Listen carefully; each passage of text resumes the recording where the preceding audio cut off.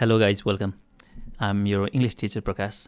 Today we'll be talking about drafting and revising. This is stage number 4 from writing process. हामीले 3वटा स्टेजहरु पढिसकेका छौं अघिल्लो भिडियोहरुमा गएर हेर्नु होला. So drafting and revising के होला त यिनीहरु भनेको. So questions हरु यसरी सोध्छन् है साथीहरु. What is drafting and revising? How to make a draft? What are the revision strategies? यहाँ स्लाइडमा हेर्नु होला. So first and foremost, let's talk about draft. Draft भनेको when you copy or write the arranged idea to the paper, then it becomes draft. राखिएको आइडियालाई revise र refine गरिन्छ यो स्टेजमा. अनि चित्त नबुझेसम्म तपाईं लेख्नुहुन्छ अथवा घटाउनुहुन्छ, हाल्नुहुन्छ, निकाल्नुहुन्छ आइडियाहरुलाई. सो यसले भन्छ ड्राफ्टिङ.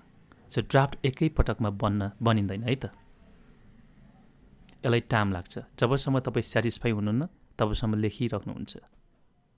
यसमा कुनै सेन्टेन्सहरु डिलिट गर्नुहुन्छ, प्याराग्राफहरु पनि डिलिट गर्नुहुन्छ, कहिले शब्दहरु डिलिट गर्नुहुन्छ.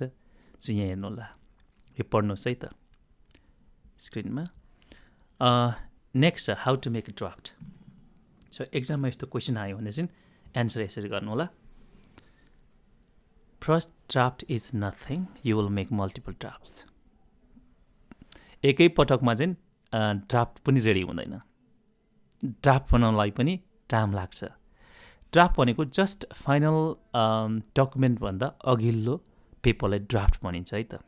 यो फाइनल जतिकै फाइनल बराबर हुन्छ तर त्यसलाई फाइनल चाहिँ भनिँदैन, फाइनल डकुमेन्ट चाहिँ भन्न. So it's just like a final document. So हेरौँ है त हाउ टु मेक ड्राफ्ट. एक नम्बरमा you begin with body paragraph. किन भन्दाखेरि your essay will be revised extensively. Don't take the time at this stage to write an introduction and conclusion. Don't worry about introduction and conclusion. यसलाई के भन्छ भन्दाखेरि चाहिँ body paragraph चाहिँ सबैभन्दा धेरै हुन्छ. तपाईलाई सबैभन्दा धेरै टाइम स्पेन्ड गर्नुपर्ने नै बडी प्याराग्राफमा हुन्छ. कुरा बुझ्नुभयो? So that is why you have to spend more in body paragraph. So दोस्रो नम्बरमा how to make draftमा get your idea, write down quickly. तपाईको दिमागमा आइडिया आउने बित्तिकै you can type गरिहाल्नुस् अथवा लेखिहाल्नुस्. Don't worry about grammar and word choice. ग्रामरको बारेमा खासै नसोच्नुस् धेरै. अनि शब्द सेलेक्सन भन्छ नि वर्ड चोइस, यसको बारेमा पनि धेरै नसोच्नुस्. अर्को take a regular breaks as you write. जब लेख्नुहुन्छ त्यतिखेर रेगुलर ब्रेक चाहिँ लिनु होला. किन भन्दा जब तपाईँ लेख्दै हुनुहुन्छ अनि तपाईँ ब्रेक लिनुहुन्न त्यतिखेर तपाईको दिमाग कहिले ह्याङ हुन्छ. You cannot right properly. म तपाईलाई एउटा आइडिया दिन्छु. पोमोडोरो ब्रेक भन्छ यसलाई. प्रत्येक 25 मिनेटमा 5 मिनेट ब्रेक लिनुपर्छ अरे.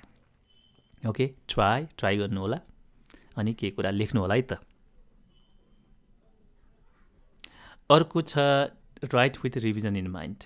सो लेख्ने बेलामा चाहिँ अथवा टाइप गर्ने बेलामा चाहिँ स्पेस राख्नुहोस् ताकि तपाईले पछि के एड गर्नुपर्ने हुन्छ कि वा के घटाउनु पर्ने हुन्छ कि त्यहाँ चाहिँ स्पेस राख्नु होला. रिभिजन गर्ने बेलामा चाहिँ के चाहिन्छ तपाईलाई. Leave yourself time to revise. आफू त्यति साह्रो हतारेर पनि नलेख्नु होला. किन भन्दा हतारको काम लतर पतर हुन्छ. इङ्ग्लिसमा भन्छ नि haste makes waste. Okay, so काम भएर लेख्नु होला, कुल भएर लेख्नु होला, राम्रो कुरा लेख्नु होला. सो रिभाइजिङको कुरा गरौँ. त्यो ड्राफ्टिङ भयो माथिका कुराहरू. रिभाइजिङमा चाहिँ के हुन्छ भन्दाखेरि रिभाइज पढेको कुरो दोहोऱ्याउनु. रिभाइज भन्छ नि. जस्तै म विद्यार्थीहरूलाई रिभाइज गर्नुहोस् है भन्छु, त्यसको मतलब पढ्नुहोस् है फेरि. So how to revise your essay. Essay कसरी रिभाइज गर्ने, यसमा पनि के कुराहरू भन्नुपर्ने हुन्छ. You have to do revision until your paper is finished. Paper जबसम्म फिनिस हुन्न तबसम्म रिभिजन गरिबस्नुपर्ने हुन्छ. सो कसरी गर्ने? एड गरेर हुन्छ, सेन्टेन्स डिलिट गरेर हुन्छ, प्याराग्राफहरू डिलिट गरेर हुन्छ, रिएरेन्ज गरेर हुन्छ. यसरी यु क्यान डु रिभिजन. यो रिभिजनसँग सम्बन्धित यस्तो क्वेसन पनि आउन सक्छ. What are the pieces of advice that help when you revise your essay. So essay revision गर्ने बेलामा चाहिँ कस्तो एडभाइस लिन चाहनुहुन्छ अथवा कोही साथीले रिभिजन गर्दै हुनुहुन्छ भने कस्तो खालको एडभाइस दिन चाहनुहुन्छ भनेर यो क्वेसनले सोध्छ. So you have to answer like this. The following advice can help you when you revise your essay. 1 नम्बरमा छ रिभाइजिङ विथ चेकलिस्ट. चेकलिस्ट तयार पार्नुहोस्. यो लामो पनि हुनसक्छ है साथी हो. मन परेकोलाई राइट लाउनुहोस्, मन नपरेकोलाई क्रस गर्नुहोस्. राइट क्रस राइट क्रस अथवा right right right. Just like if you go to shopping you will make some checklist right. So shopping गर्ने बेलामा तपाईँ लामो लिस्ट बनाउनुहुन्छ नि, आज मलाई यो किन्नुपर्छ, यो किन्नु छैन, त्यस्तै हो. सो आइडियालाई क्रस गर्नुहोस् यदि मन परेन भने. सो अर्को छ revising in a pair editing group. यो भनेको साथीहरूसँग ग्रुपमा बसेर एउटा न एउटासँग एउटा आइडिया हुन्छ है साथी हो. कहिले पनि नहेप्नुहोस् तपाईँको साथीलाई यो यो पढाइमा राम्रो छैन भनेर अथवा यो कमजोर छ भनेर नहेप्नुहोस्. उसँग पनि एउटा आइडिया हुनसक्छ. सो जहिले पनि ग्रुपमा बसेर काम गर्नुहोस्, सजिलो हुन्छ. अर्को छ रिभाइजिङ विथ योर इन्स्ट्रक्टर्स र टिचर कमेन्ट. टिचर्सले केही कमेन्ट गर्ला, तपाईँले ड्राफ्ट बनाउनु भएको छ अनि टिचर्सले देखाउनु होला अनि टिचर्सले केही कमेन्ट गर्ला अनि त्यही कमेन्टको आधारमा तपाईँले के कुरा डिलिट गर्नुहुन्छ, के कुरा राख्नुहुन्छ. ओके. अर्को छ रिभाइजिङ विथ एन आउटलाइन.